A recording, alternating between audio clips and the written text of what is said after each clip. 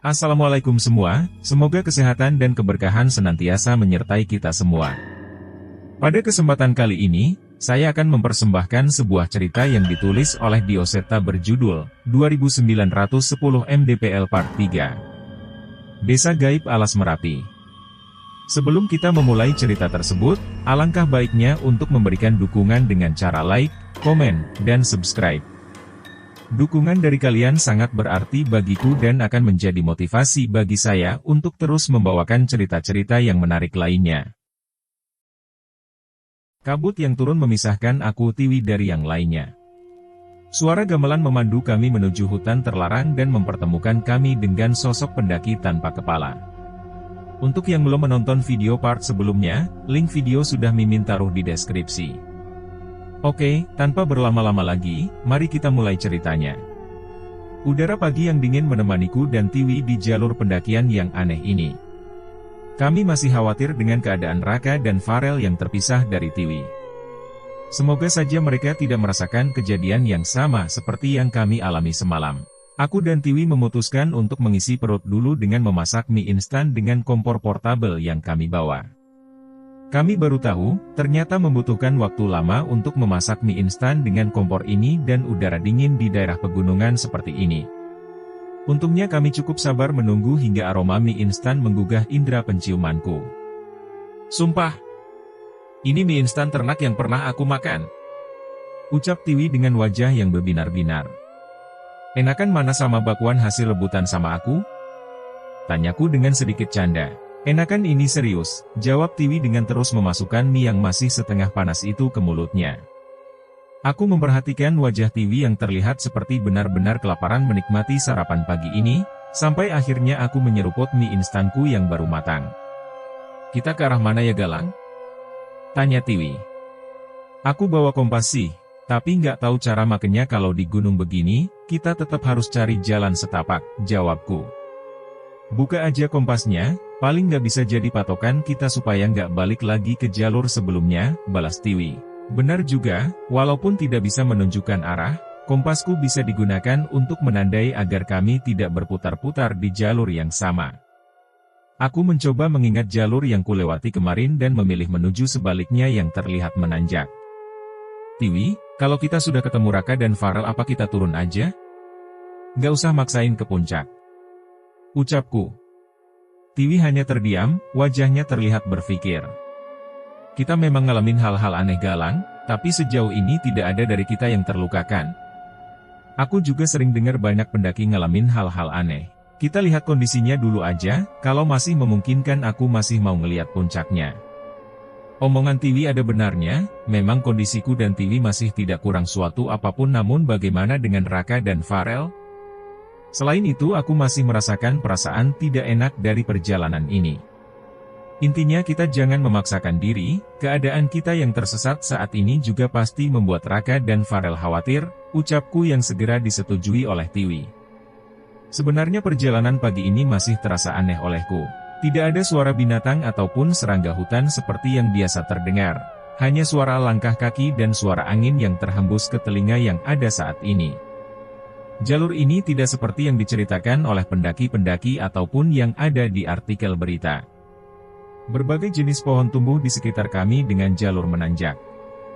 Luasnya dataran di tempat ini tidak menunjukkan bahwa ini merupakan jalur pendakian pada umumnya. Tapi sebisa mungkin aku tidak ingin membuat Tiwi panik dan tetap berusaha mencari cara untuk keluar kembali ke jalur pendakian. Galang, kamu kan terobsesi sama Merapi, kenapa kamu nggak masuk UKM Mapala aja? Tanya Tiwi. Sebuah pertanyaan yang wajar, seharusnya bergabung dengan Mapala memang aku bisa jadi lebih mudah untuk mencapai tempat ini. Awalnya memang kepikiran ke sana Tiwi, tapi aku takut sama acara penerimaannya. Tahu sendiri Mapala di kampus kita sekejam apa. Separah itu? Aku pernah nonton dokumentasinya, acara penerimaannya di kaki gunung terus kayak di ospek lagi di sana. Ada jerit malam sama senior-senior yang sudah siap mencaci maki, balasku lagi. Dan kamu mundur karena itu? Tanya Tiwi lagi.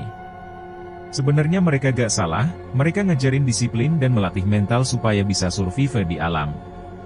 Tapi ya akunya aja yang ngerasa nggak sreg. jawabku lagi. Padahal katanya, cewek-cewek yang join Mapala juga cakep-cakep loh. Gak nyesel, balas Tiwi dengan sedikit menggoda. Enggak, kan ada kamu, jawabku spontan. Tiwi pun menoleh ke arahku seolah mengharapkan penjelasan dari perkataanku barusan. Tidak ada niat apa-apa, tapi memang semenjak ada Tiwi di kelompok kami, aku hampir tidak ada niat untuk ngecengin perempuan lain. Iya, kan ada kamu yang merhatiin kita, buat aku sementara itu aja cukup. Tiwi tidak membalas perkataanku, namun sepertinya aku sedikit melihatnya tersenyum. Matahari terlihat semakin meninggi, udara pun tidak sedingin tadi namun perasaan yang sama seperti kemarin kembali kurasakan. Aku mulai mengenali pertanda ini. Kabut yang semakin menebal dan suara gamelan yang sayup-sayup terdengar entah dari mana. Tiwi berhenti dan menoleh ke arahku. Jangan jauh-jauh, jangan sampai kita terpisah. Firasatku nggak enak lagi, jelasku. Kabut ini ya? Tanyanya. Aku mengangguk dan Tiwi pun mendekat ke arahku. Tak berapa lama setelahnya angin mulai berhembus tenang membawa kabut itu semakin turun dan semakin tebal. Aku menyadari jarak pandang kami pun semakin lama semakin sempit. Kami tidak lagi bisa melihat posisi pohon yang berada jauh dari tempat kami berada. Tiwi berinisiatif menggandeng tanganku agar tidak terpisah. Kini kami benar-benar berhati-hati, kabut ini mungkin adalah kabut yang sama dengan yang membuatku terpisah dari yang lainnya. Galang, apa nggak bahaya kita terus jalan di kabut setebal ini? Tanya Tiwi. Kita hati-hati aja, kalau semakin bahaya kita putuskan nanti. Lagi pula kemanapun arah kita hanya kabut ini yang terlihat, jawabku yang sebenarnya juga ingin segera pergi dari situasi ini. Di tengah-tengah perjalanan kami, tanpa sadar kami sampai di satu tempat yang menyerupai hutan dengan sebagian pohon yang sudah kering. Aku tidak dapat melihat ujung pohon di hutan ini dengan jelas di dalam kabut setebal ini. Kami berjalan perlahan, suara gamelan masih terdengar mengiringi kami. Sangat dapat kupastikan, ada hal mengerikan di hutan ini yang membuat bulu kuduku berdiri hingga tubuhku tak berhenti merinding. Akhirnya perasaan itu terjawab saat samar-samar aku melihat bayangan dari dalam kabut berwujud seperti manusia tergantung dan berayun hampir di setiap pohon di hutan ini. Aku ingin memastikan apakah itu manusia atau bukan, namun tunggu. Tubuh yang menggantung itu tidak memiliki kepala. Aku pun memutuskan untuk tidak mencari tahu lebih lanjut dan mencoba fokus untuk mencari jalan keluar dan menggenggam tangan Tiwi dengan lebih erat. Gak usah diliatin ya Tiwi, kita cepet-cepet cari jalan keluar dari hutan ini aja, ucapku setengah berbisik pada Tiwi. Aku ngikutin kamu aja Galang, aku gak berani lihat ke atas, balas Tiwi yang terus merunduk sambil menggenggam tanganku. Jantungku berdegup kencang namun aku berusaha tetap tegar agar Tiwi tidak lebih panik. Tapi tetap saja, siapa yang bisa tenang saat berada di tengah hutan yang berselimut kabut dengan berbagai sosok mengerikan tergantung di atas pohon, ditemani dengan suara gamelan yang mendayu perlahan. Tangan Tiwi tiba-tiba menggenggam dengan sangat erat, aku merasakan tangannya gemetar tidak karuan hingga akhirnya aku pun memutuskan untuk berhenti memastikan keadaannya. Kekala Galang, Tiwi berusaha menahan rasa takutnya, aku pun masih meraba apa maksudnya. Di sekitar kita, banyak kepala yang merhatiin kita. Rupanya niat Tiwi berjalan menunduk tanpa mau melihat sosok yang berada di atas, justru berakhir dengan dirinya yang berpapasan dengan sebuah kepala yang menggelinding tepat di bawah kakinya dan menatapnya. Tenang Tiwi, kita bakal keluar dari tempat ini, ucapku berusaha meyakinkan dia. Ingin sekali aku berlari di tengah kabut ini, namun keputusan yang tergesa-gesa pasti akan membawa kami ke keadaan yang lebih buruk lagi. Ada yang memperhatikan kami, jauh dari dalam hutan aku melihat seperti sosok laki-laki berjanggut memperhatikan kami dari kedalaman hutan. Sepertinya itu adalah manusia, sama seperti kami. Dia berjalan mendekat, awalnya aku berpikir mungkin orang ini bisa membantu kami pergi dari hutan ini. Sayangnya hal yang aneh terjadi. Galang aneh, kepala-kepala itu kelihatan ketakutan, ucap Tiwi yang sudah berhasil menahan rasa takutnya. Bener Tiwi, tubuh yang tergantung di atas seperti memberi reaksi yang aneh, tambahku. Kami mulai ragu untuk mendekati orang itu, tapi jika bukan dia apa ada lagi yang bisa membantu kami keluar dari tempat ini. Sebenarnya aku berniat mengambil resiko untuk menghampirinya, namun Tiwi menarik tubuhku sekuat tenaga. Jangan Galang. mungkin orang itu bisa nolong kita Tiwi. Kita pergi aja, kita coba cari jalan keluar sendiri, ayo Galang. Sebelum dia makin dekat, ucap Tiwi setengah memohon. Awalnya aku tidak berniat mendengarkan ucapan Tiwi, namun sebelum aku melangkah tiba-tiba terlihat aku mendengar langkah kaki dari arah sebaliknya. Spontan aku menoleh dan terlihat sosok lain di sana yang berjalan dengan memanggul sebuah tas karier besar. Tiwi itu, ada pendaki lain, ucapku pada Tiwi. Tiwi melongokkan wajahnya ke arah tempatku menunjuk. Iya Galang, itu pendaki, balasnya dengan senyuman lega. Kami pun segera mempercepat langkah kami untuk mengejar orang itu. Semakin lama terlihat semakin jelas sebuah tas karier besar berwarna oranye yang dibawa oleh orang itu terus berjalan melalui jalur yang sepertinya sangat dikenalnya. Tidak seperti tadi, kini kami seperti mulai keluar dari hutan dan kembali ke jalan setapak yang berbentuk seolah sering dilalui. Mas! Teriakku mencoba memanggil orang itu namun ia terus berjalan seolah tidak mendengarkanku. Ia terus berjalan dengan semakin cepat, menaiki jalan yang beberapa kali dihalangi jalan bebatuan. Pohon-pohon tinggi yang tadi mendominasi sekitar kami perlahan tidak lagi terlihat dan berganti dengan jalan bebatuan. Aku mulai melihat kembali jurang-jurang di sisi jalan yang kami lewati. Sosok kakek berjanggut panjang yang sebelumnya menghampiri kami pun sudah tidak terlihat. Mas, berhenti mas, ucapku. Iya mas tolong berhenti, kita ikut sampai pos terdekat, tambah Tiwi. Seolah mulai bereaksi terhadap panggilanku pendaki itu pun berhenti. Aku cukup lega dan sejenak menarik nafas dan berjalan dengan sedikit lebih santai setelah cukup lelah mengejarnya tadi. Maaf mas, mau merepotkan, sepertinya kami tersesat, ucapku yang sudah semakin dekat dengan pendaki itu. Anehnya sebelum mencapainya, pendaki itu berjalan lagi, dan kali ini berjalan lebih cepat. Aku dan Tiwi berpandangan sebelum akhirnya mempercepat langkah kami untuk menyusulnya. Sampai suatu ketika pendaki itu menembus sebuah semak yang cukup lebat. Aneh.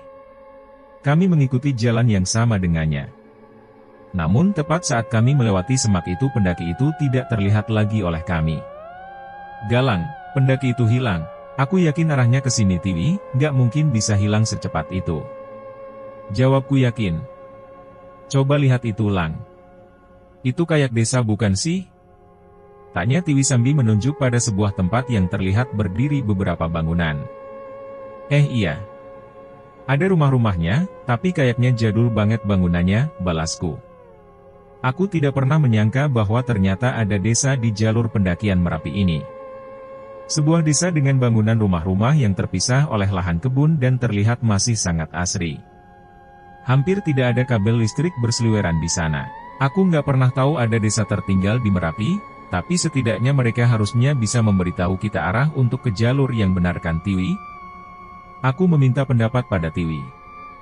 Iya Galang, sekalian kita ngisi air kita, ucap Tiwi sambil memamerkan botol minumnya yang airnya hanya tinggal seperempat. Kami berjalan melewati sebuah jalur rumputan yang memisahkan desa ini dengan tempat kami berada tadi. Namun sebelum sempat masuk ke desa, samar-samar aku merasakan ada seseorang seolah berdiri jauh di belakang kami. Aku menoleh ke belakang sekedar untuk memastikan, Tiwi pun spontan melakukan hal yang sama saat melihat reaksiku. Saat itu kami melihat hal yang sama. Di perbatasan hutan tempat kami melihat berbagai sosok di balik kabut, berdiri seorang pendaki menggunakan tas karier oranye besar menghadap ke arah kami. Kini kami tahu mengapa ia tidak pernah menengok saat kami panggil karena sekarang kami bisa melihat pendaki itu dengan jelas. Ia masih berdiri menghadap ke arah kami dengan memegangi tali ransel di pundaknya, namun, tanpa ada kepala yang menempel di lehernya. Anehnya, aku tidak merasa takut saat mengetahui kenyataan ini. Mungkin karena di satu sisi, keberadaannya menyelamatkan kami dari dalam hutan mengerikan itu. Sebenarnya aku masih penasaran, apakah pendaki itu memang bergentayangan di sekitar hutan ini? Atau ia memang bermaksud ingin membantu kami keluar dari hutan dan menjauhi sosok kakek berjanggut itu? Yang pasti aku merasa terselamatkan dengan kehadirannya. Sebuah desa yang jauh dari kesan modern berada di hadapan kami. Gapura desanya pun terbentuk sederhana dari bambu yang sebenarnya terlihat mulai rapuh. Walau sudah memutuskan untuk masuk ke desa itu, entah mengapa tubuh kami masih merasa ragu untuk melangkah. Kira-kira ada pendaki lain yang istirahat di sini nggak Tiwi? Tanyaku. Semoga aja ada Galang, kalau ketemu kita ikutin terus aja, balasnya. Kami memasuki desa yang terasa sangat sepi, padahal kami merasa ada warga yang melihat kami dari dalam rumah dan mengintip lewat jendela-jendela. Ada juga warga yang sedang menggarap kebunnya, kami berniat menghampirinya namun tidak jadi karena takut mengganggu pekerjaannya. Di sana agak rame Galang, kayaknya balai desanya di sana, ucap Tiwi. Aku menatap ke arah yang ditunjuk Tiwi, dan memang ada beberapa warga yang berkumpul di sana. Tetapi ternyata tak hanya itu, ada beberapa tas ransel carrier pendaki juga yang diletakkan di teras-teras rumah sekitar sana. Ada pendaki lain Tiwi, ayo cepetan ke sana, ucapku sambil sedikit tersenyum. Benar saja, terdapat beberapa pendaki yang sedang beristirahat di rumah singgah di sana. Terlihat juga ada beberapa warga yang sedang ngobrol dengan mereka. Permisi Pak. Ucapku yang berusaha dengan sopan menyapa mereka yang ada di sana. Nggih monggo Mas, jawab seorang bapak yang sepertinya merupakan warga desa ini. Wah, Masnya pasti nyasar juga ya? Tanya salah satu pendaki yang beristirahat di sana. Iya Mas, beruntung banget bisa ketemu tempat ini, nama saya Galang. Ini teman saya Tiwi. Iya, saya Tiwi, mohon maaf kalau boleh kami mau numpang istirahat juga, tambah Tiwi. Pasti boleh Don, desa ini memang sering jadi tempat istirahat pendaki. Makanya kami punya beberapa rumah-rumah singgah, tapi ya mohon maaf seadanya, jawab bapak itu.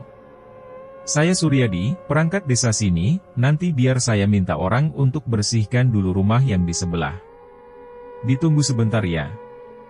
Aku dan Tiwi tersenyum singkat merasa lega, setidaknya kami bisa istirahat sebentar dengan aman. Terima kasih ya Pak, maaf merepotkan, ucap Tiwi. Saat kepergian Pak Suryadi, kami segera menghampiri 3 orang pendaki yang sedang beristirahat. Mereka seperti sudah cukup lama di desa ini terlihat dari pakaiannya yang tengah mengenakan kaos dan celana pendek sambil menikmati segelas kopi hitam. Maaf Mas, rencananya Masnya mau ke puncak atau ke arah kembali? Tanyaku. Saya sih masih mau ke puncak Mas. Lah Masnya, balas seorang pendaki yang berambut panjang hingga sebahu. Sebenarnya tujuan kami juga ke puncak, tapi setelah kejadian sepanjang perjalanan tadi kami memutuskan untuk mengikuti pendaki lain saja supaya tidak tersesat, jawabku. Iya Mas, kita izin barengan ya saat berangkat nanti, tambah Tiwi. Oh iya. Nggak masalah, tapi kami agak santai ya, tambah salah seorang dari mereka. Kami berkenalan dengan ketiga orang itu dan sedikit nimbrung dengan obrolan mereka. Ini yang gondrong namanya Sugih, yang tiduran di belakang namanya Ibnu, kalau saya panggil saja Firman, kalian cuma berdua? Kami berempat Mas Firman, ada 2 orang lagi laki-laki namanya Raka sama Farel, kami terpisah setelah pos 1 tadi, jelas Tiwi. Iya Mas, mungkin sambil perjalanan muncak nanti semoga kami bisa ketemu, tambahku. Amin. Kalau nggak ketemu nanti saya minta tolong teman-teman di base camp untuk ngebantu nyari, balas Mas Firman. Cukup lama kami mengobrol sembari melepas lelah hingga Pak Suryadi datang kembali ke tempat kami. Mas Galang, Mbak Tiwi. Rumahnya sudah dirapikan, sebaiknya kalian menginap di sini dulu saja jadi besok bisa berangkat dengan kondisi tubuh yang baik, ucap Pak Suryadi. Iya Mas, istirahat dulu saja. Kita berangkat besok pagi aja, sebenarnya sih kami agak betah di sini, ucap Mas Sugih sambil menyenggol Mas Firman. Sepertinya dari ekspresi mereka, ada pengalaman menarik di desa ini yang membuat mereka betah. Aku menoleh ke arah Tiwi, sepertinya ia tidak keberatan namun aku masih memikirkan soal Raka dan Farel. Terima kasih Pak, tapi kami belum bisa memutuskan. Nanti akan saya kabari, balasku. Pak Suryadi pun mengerti dengan keadaan kami dan segera mengantarkan kami ke salah satu rumah yang tak jauh dari balai desa. Ada 2 kamar di bangunan kayu ini dan dapur kotor di belakang. Namun seperti yang kuduga, sepertinya kamar mandinya terpisah dari rumah ini seperti pada rumah-rumah zaman dulu. Kami masuk ke dalam dan meletakkan tas kami di tikar yang telah digelar di ruang tengah. Aku melihat sebuah lampu minyak yang terpasang di dinding ruangan ini. Sepertinya kalaupun menginap, lampu inilah yang akan menjadi penerangan selama malam nanti. Monggo Mas, diminum dulu. Seorang perempuan yang sedikit lebih muda dariku mengantarkan 2 gelas teh hangat dalam sebuah nampan kayu. Aku memperhatikan wajahnya yang seolah tidak asing. "Ini Wulan, nanti kalau butuh apa-apa panggil Wulan saja ya, rumahnya di sebelah persis," ucap Pak Suryadi. Wulan pun mengangguk dengan anggun, senyumnya terlihat manis menyambut tanganku yang mengajaknya bersalaman. "Galang, izin ngerepotin ya Wulan," ucapku. "Iya, gak apa-apa Mas." Gak usah segan-segan manggil Wulan. Entah mengapa ia seolah terlihat begitu senang dengan kedatangan kami. "Saya Tiwi, terima kasih ya Wulan," lanjut Tiwi yang juga memperkenalkan diri. Wulan menyambut tangan Tiwi, namun sepertinya aku merasa aneh saat melihat ekspresi senyuman Wulan yang berubah sedikit sinis saat melihat Tiwi. Entahlah. Mungkin hanya perasaanku saja. "Ya sudah, kami tinggal dulu ya." "Selamat istirahat," ucap Pak Suryadi. Aku pun mengantar mereka berdua meninggalkan rumah singgah, namun beberapa kali Wulan menoleh ke arahku sambil tersenyum. "Gak nyangka ada cewek manis juga ya di desa begini," ucapku iseng pada Tiwi yang sedang merapikan barang-barang kami yang berantakan di tas. "Terus? Mau dibawa pulang?" balas Tiwi dengan wajah sedikit tertekuk. "Ya kali bisa, siapa tahu jodoh." "Ya elah, nikmatin LDR Jakarta Merapi," balasnya lagi. Entah mengapa balasannya terdengar suntuk begitu, hal itu membuatku malah jadi semakin ingin menggodanya. "Ih, jadi jutek gitu. Gak lah bercanda, susah buat move on dari cewek perhatian kayak kamu," balasku sambil memainkan rambut Tiwi. Seketika saat itu juga wajah jutek Tiwi berubah. "Bawel. Ganti baju sana. Keringet kamu bau," balasnya lagi sembari melempar handuk yang sudah dikeluarkan dari tasku. "Sabar Napa, nyeruput dulu ini minuman," balasku yang memilih untuk santai menyeruput teh hangat itu sebentar. Sebuah bangunan yang hanya tertutup kayu seukuran bahu terlihat di belakang rumah. Ada sumur timba di sana, namun sepertinya kendi besar yang berada di sebelahnya sudah terisi air. Karena memang tidak berniat untuk mandi, aku pun mencuci muka dan membersihkan diri seadanya dengan air dari tempayan besar di sebelah sumur. Seandainya udara tidak sedingin ini, mungkin aku bisa berubah pikiran untuk menyegarkan diri dengan air yang sangat jernih ini. Sayangnya, nyaliku tidak sebesar itu untuk menahan hawa dingin di tempat ini. Saat selesai dengan urusanku, aku bersiap kembali ke dalam untuk menyuruh Tiwi gantian membersihkan diri.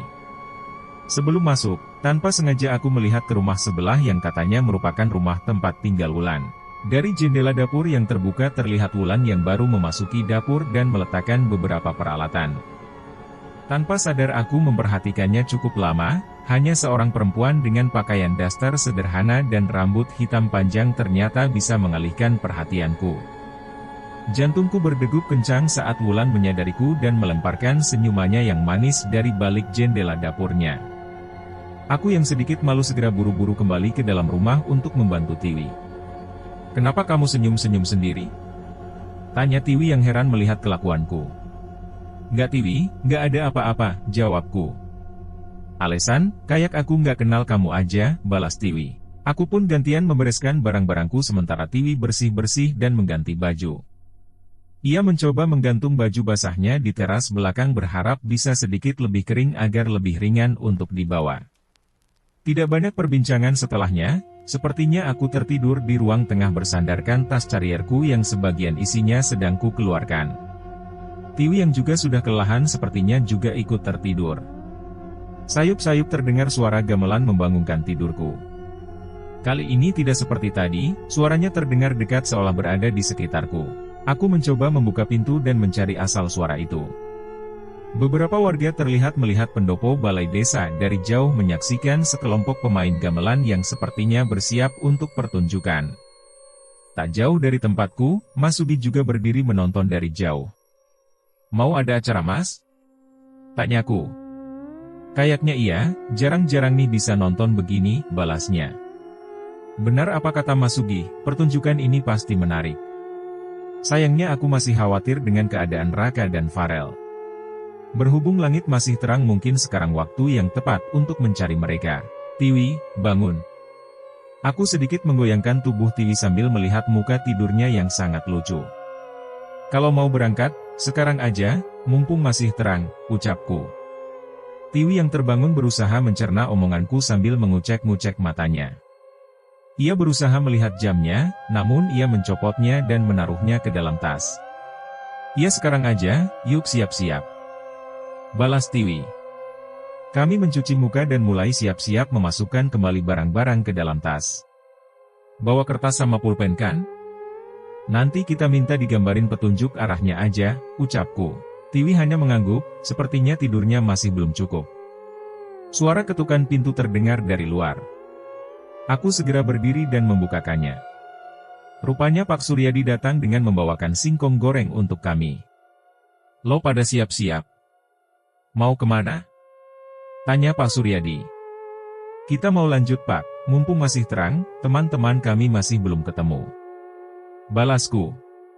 "Sudah menginap dulu saja, nanti malam ada acara lo," bujuk Pak Suryadi. "Mohon maaf Pak, kita terima kasih sekali. Tapi kami benar-benar khawatir dengan kedua teman kami," tambah Tiwi. "Ya tapi setidaknya kalian tidak meninggalkan desa ini malam-malam, bahaya," ucap Pak Suryadi yang masih terus berusaha menahan kami. "Malam? Ini kan masih siang Pak," tanyaku heran. "Siang dari mana? Lihat saja sendiri," ucap Pak Suryadi yang memindahkan tubuhnya dari pintu. "Benar, sungguh aneh. Perasaan baru beberapa menit tadi aku keluar langit masih cerah seperti masih siang. Bagaimana bisa sekarang tiba-tiba sudah malam?" Aku bertatapan dengan Tiwi tapi kami sepertinya belum siap mengambil kesimpulan apa-apa. Namun bila langit sudah gelap, terlalu beresiko untuk kami melanjutkan perjalanan. "Baik Pak, kami istirahat di sini dulu saja, terima kasih ya Pak," ucap Tiwi yang dibalas dengan senyum senang Pak Suryadi. "Nah gitu, nanti ikut nonton panggung di depannya. Pasti rame," ucap Pak Suryadi. Kami menangguk dan mengantar Pak Suryadi keluar. "Serius Tiwi, tadi masih siang, makanya aku bangunin," ucapku pada Tiwi. "Iya, aku juga ngerasa aneh." "Ya sudahlah, nggak usah dipusingin," balas Tiwi yang sepertinya masih sedikit mengantuk. Suara gamelan mulai mengalun lebih keras menandakan pertunjukan akan segera dimulai. "Nonton yuk," ajakku pada Tiwi. "Duluan aja, nanti aku nyusul, mau cuci muka dulu," balas Tiwi. "Jangan molor lagi." "Iya, tenang aja, aku juga mau nonton kok." Aku pun keluar lebih dulu menuju pendopo balai desa yang sudah cukup ramai dipenuhi warga desa. Terlihat Mas Firman dan teman-temannya sudah mengambil posisi terbaik di tempat depan panggung. Sebuah pementasan kampung sederhana dipentaskan oleh pemain gamelan yang sepertinya berasal dari warga desa. Suara sinden yang merdu melantunkan tembang yang benar-benar merubah suasana malam ini menjadi semakin nyaman. Tak pernah kusangka aku bisa menikmati pertunjukan seperti ini. Panggung tanpa pengeras suara dan hanya diterangi dari obor-obor kayu dan beberapa lampu minyak antik yang digantung di beberapa sisi panggung. "Mas Galang, katanya yang seru habis ini nih," kata Mas Sugi. "Ada apa habis ini?" tanyaku penasaran. "Tunggu saja, makin sabar makin seru," jawabnya. Suara gamelan berhenti. Beberapa lampu minyak di pinggir panggung sengaja ditutupi hingga cahaya di tengah panggung yang paling terang di antara lainnya. Perlahan terdengar suara demung dan saron instrumen gamelan mulai dipukul dengan lembut. Suara itu menciptakan suasana lembut namun terdengar misterius. Dari sisi panggung terlihat siluet bayangan seorang perempuan yang anggun meliak-liuk dengan selendang di tangannya. Menakjubkan, aku tahu ini belum dimulai. Namun aku terlalu bersemangat menanti apa yang akan keluar dari sana. Saat musik gamelan mulai lengkap dan mulai menaikkan ritmenya, muncul sesosok penari mengenakan pakaian kemben Jawa berwarna hijau yang dengan gemulai memainkan selendang yang diikat di pinggangnya layaknya sayap bidadari. Cantik, sangat cantik. Pakaian yang ia kenakan menunjukkan keindahan lekuk pinggangnya dan warna kulit bahunya yang indah. Setiap gerakannya membuat jantungku terus berdebar. Aku memperhatikan wajah cantiknya dan tak pernah berhenti terkesima. Hingga akhirnya penari itu menoleh ke arahku. Tidak seperti sebelumnya, kini ia tersenyum, dan itu menambah kecantikannya berlipat-lipat. Jelas, aku kenal senyuman itu. Penari itu adalah Wulan. Aku tak pernah menyangka ia akan terlihat secantik bidadari. Jantungku berdegup kencang, perasaan panas dingin muncul setiap ia menatapku dan meliukkan tubuhnya seolah tarian itu ditujukan untukku. Seneng ya lihat gituan? Tiba-tiba tangan Tiwi muncul meraup wajahku yang tengah mengagumi tarian Wulan. Senenglah Tiwi, seni ini namanya. Ucapku memberi alasan. Sepertinya Tiwi juga senang melihat acara ini, ia juga terkesima melihat gelak tari Wulan yang membuat seluruh warga terpana. Namun setelah keberadaan Tiwi, Wulan seperti terlihat berbeda seolah senyumnya kembali tertahan. Semua bertepuk tangan saat tarian Wulan selesai. Sebuah pertunjukan sederhana yang ternyata bisa terasa seistimewa ini. Beberapa sinden sudah bersiap untuk melanjutkan acara sementara aku mulai melihat Tiwi mengusap tangannya seperti kedinginan. Jaket kamu di mana? Tanyaku. Di rumah, masih basah. Jawabnya. Spontan aku melepas jaketku dan menyerahkannya pada Tiwi. Nih pakai dulu, aku ambil sekalian ke kamar mandi, ucapku. Aku berdiri meninggalkan Tiwi dan berjalan menuju rumah. Dengan membawa lampu minyak di ruang tengah untuk mencari jaket Tiwi yang sepertinya masih tergantung di belakang. Terlihat jaket abu-abu milik Tiwi tergantung, aku mengecek sisi dalamnya sudah kering. Sepertinya bisa digunakan oleh Tiwi. Mas Galang. Terdengar suara perempuan memanggilku dari tempat yang tidak begitu jauh. Aku menoleh ke arah rumah di sampingku, dan benar dugaanku, itu adalah suara Wulan. Wulan, kok kamu ada di sini? Tanyaku. Bukan kedatangannya saja yang membuatku kaget. Namun Wulan menemuiku masih dengan pakaian lengkap saat ia menari tadi dengan riasan yang sama sekali belum berubah. Rumah Wulan kan di sebelah. Pas mau pulang malah ngeliat Mas Galang di sini, jawabnya dengan senyum yang lucu. Iya sih, tapi kok masih pakai pakaian pentas tadi? Tanyaku yang mulai salah tingkah melihat kecantikan yang hanya dapat kulihat di panggung tadi kini ada di depan mataku. Emang kenapa Mas Galang? Kirain Wulan cantik kalau pakai baju begini, tanyanya sambil memutar-mutarkan tubuhnya hingga selendang dan beberapa bagian bajunya beterbangan dan terlihat mengesankan. Cantik Wulan. Cantik banget kok, Mas aja sampai nggak rela kedip, jawabku yang memang tidak bisa berbohong melihat kecantikan Wulan. Yang bener Mas? Wulan semakin mendekat ke arahku, semakin dekat dengan memamerkan ornamen-ornamen bajunya yang berkilau indah. Namun menurutku itu tetap tidak seindah kulit putih bahunya yang terlihat semakin indah dengan jarak sedekat ini. Mas Galang suka lihat Wulan begini?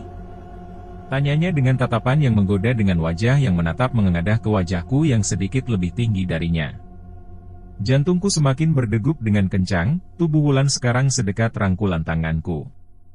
Ingin rasanya aku memeluk dirinya yang cantik bak bidadari. Apalagi wangi tubuh Wulan benar-benar membuatku nyaman. Iha muka Mas Galang merah. Ucap Wulan. Aku sedikit malu karena tidak bisa menahan kekagumanku, iya Wulan, sudah nggak usah ngeledekin. Ini aja gak bisa berhenti deg-degan, jawabku jujur. Masak sih? Coba Wulan dengerin, tanpa ancang-ancang tiba-tiba Wulan menempelkan telinganya ke dadaku. Sosok wanita cantik yang sedari tadi membuatku kagum kini berada di dadaku. Tanpa sadar kedua tanganku memeluk tubuhnya. Bentuk tubuhnya yang indah membuatku tak ingin melepaskan tubuhnya. Bukannya marah, ternyata Wulan malah membalas pelukanku. Tangannya yang indah kini melingkar di pinggangku. Beberapa saat aku menikmati kenyamanan itu tanpa bereaksi sedikit pun. Mas Galang mau sama Wulan? Tiba-tiba Wulan mengatakan kalimat itu dengan wajah yang malu-malu. Suaranya benar-benar membuatku tidak bisa berpikir panjang. Kedua tangan Wulan menyentuh pipiku hingga tatapan mata kami saling berpandangan. Matanya yang jernih dengan bibir kecilnya yang merah kini hanya berada satu jengkal dari wajahku. Namun saat itu aku mulai merasakan sesuatu yang aneh berada di dekatku. Sesuatu seperti menatapku dari suatu tempat. Kenapa Mas Galang? Tanya Wulan yang heran dengan ekspresiku. Aku tidak menjawab, dan terus menoleh ke arah sekitar hingga akhirnya di satu sisi jauh di belakang Wulan terlihat sosok yang kukenal. Tas oranye dengan jaket coklat muda. Si pendaki tanpa kepala. Entah mengapa ia ada di sana, seolah ia ingin menyampaikan sesuatu. Mas Galang kenapa? Tanya Wulan sambil menoleh ke arah sekitar juga. Nggak apa-apa. Jawabku. Setelah melihat sosok pendaki itu, tiba-tiba aku teringat sosok yang kulihat di mimpiku sebelum berangkat. Aku juga teringat sosok penari yang diikuti oleh berbagai jenis setan. Aku melihat Wulan, entah mengapa aku merasa ada kemiripan di wajah mereka. Apa ini yang membuatku merasa tidak asing dengan wajah Wulan? Galang, di mana kamu? Suara Tiwi terdengar dari dalam rumah. Wajah Wulan terlihat cemberut, namun sepertinya ia ingin menyembunyikannya dari hadapanku. Kita lanjut nanti lagi ya Mas Galang, ucap Wulan yang segera buru-buru meninggalkanku dan masuk ke dalam rumahnya. Sepeninggal Wulan, samar-samar aku melihat si pendaki tanpa kepala berjalan ke salah satu arah di sudut desa. Ngapain lu Galang? Tanya Tiwi. Aku cukup bingung menjawab pertanyaan Tiwi, tidak mungkin aku menjawab sesuai kejadian tadi. Tiwi pasti akan memarahiku habis-habisan bila mengetahui hal tadi. Pendaki tadi muncul lagi Tiwi, dia jalan ke arah sana. Ucapku sambil menunjuk ke salah satu arah perbatasan desa dan hutan, jawabku. Sama, aku juga diliatin, kayaknya dia mau memberitahu sesuatu. Belum sempat berpikir panjang, dari belakang rumah singgah yang ditempati Mas Firman dan kawan-kawannya tiba-tiba mulai ramai. Lampu rumahnya menyala dan terlihat sedang buru-buru. Kami pun menghampiri ke sana dan menanyakan apa yang terjadi. Mas Firman, ada apa? Kok buru-buru? Tanyaku. Mas Firman segera memegang bahuku dan menatapku dengan wajah pucat. Beresin barang-barang kita pergi dari sini. Ucap Mas Firman. Jelasin dulu ada apaan Mas, tanyaku. Lihat sendiri ke dekat panggung. Perintahnya. Aku dan Tiwi segera berjalan ke balai desa dan mengintip dari sisi-sisi rumah. Kali ini tidak hanya warga desa saja yang menonton pementasan itu. Saat ini di berbagai sudut desa sudah berkumpul sosok menyerupai pocong menyaksikan pementasan dari atap rumah. Siluman ular berbadan manusia yang melilit di tiang-tiang rumah. Hingga makhluk seperti manusia kurus yang bergerombol di dekat panggung dengan merayap. Itu apa? Tanyaku pada Mas Firman. Mana kami tahu, pementasan ini sepertinya memang untuk memanggil mereka. Ucap Mas Firman. Galang, aku pernah dengar tentang desa gaib di Merapi. Jangan-jangan, wajah Tiwi mulai terlihat pucat. Sudah jangan mikir aneh-aneh lagi, potongku. Tanpa bertanya lebih banyak, aku dan Tiwi segera berlari ke rumah dan membereskan tas kami. Aku berpikir, apabila desa ini benar desa gaib, apakah Wulan juga salah satu dari mereka? Dari halaman belakang rumah singgah kami diam-diam meninggalkan desa yang sebagian penduduknya sedang fokus menyaksikan pementasan yang berubah mengerikan itu. Kita ke arah mana? Tanya Ibnu pada teman-temannya. Gak tahu, gak mungkin juga balik ke hutan tadi, jawab Mas Sugih. Melihat mereka semakin bingung, aku mengingat arah pendaki tanpa kepala tadi pergi dan segera memeriksa ke tempat itu. Benar. Ada jalan di sana. Aku pun menceritakan secara singkat kejadian saat kami bisa lolos dari hutan itu dan kemunculan pendaki tanpa kepala itu lagi barusan. Mungkin saja ia mencoba memberi petunjuk untuk kami agar selamat dari tempat ini. Tanpa berpikir panjang kami mengikuti jalan setapak di hadapan kami dan meninggalkan desa itu dan masuk lagi ke jalur yang kami tidak ketahui di mana ujungnya. Mas Galang, terdengar suara Wulan dari jauh di belakang kami. Aku menghentikan langkahku dan menoleh ke belakang. Kali ini wajahnya terlihat sedih. Mas Galang mau pergi? Tanyanya. Aku berjalan mendekatinya, dasar Wulan. Bahkan wajah sedihnya saat ini tetap tidak dapat menutupi kecantikannya. Wulan, ini bukan tempat untuk Mas Galang. Masih ada orang-orang yang menunggu Mas Galang di rumah. Maafin Mas ya Wulan, jawabku. Wulan terlihat menitikkan air mata. Sebuah pemandangan yang membuatku lemah. Aku pun menguatkan diri dan berpaling meninggalkan Wulan. Kami berjalan secepat mungkin meninggalkan desa. Begitu banyak keinginanku untuk menoleh ke arah Wulan, namun aku berusaha menahannya. Walau sekilas, rasa yang ditinggalkan Wulan di hati ini bisa saja menghentikan langkahku untuk terus berada di desa itu. Beruntung saat ini tangan Tiwi menggenggam keras di lenganku seolah mengingatkan bahwa ada teman-teman yang khawatir denganku. Bersambung. Tunggu kelanjutan cerita di bagian berikutnya, yang akan segera Mimin unggah dalam waktu dekat. Untuk video part sebelumnya, sudah Mimin taruh di dalam deskripsi. Serta ada juga cerita lainnya, yang tidak kalah bagusnya. Jangan lupa untuk like dan bagikan cerita ini kepada teman-teman dan saudara kalian, supaya channel ini terus berkembang.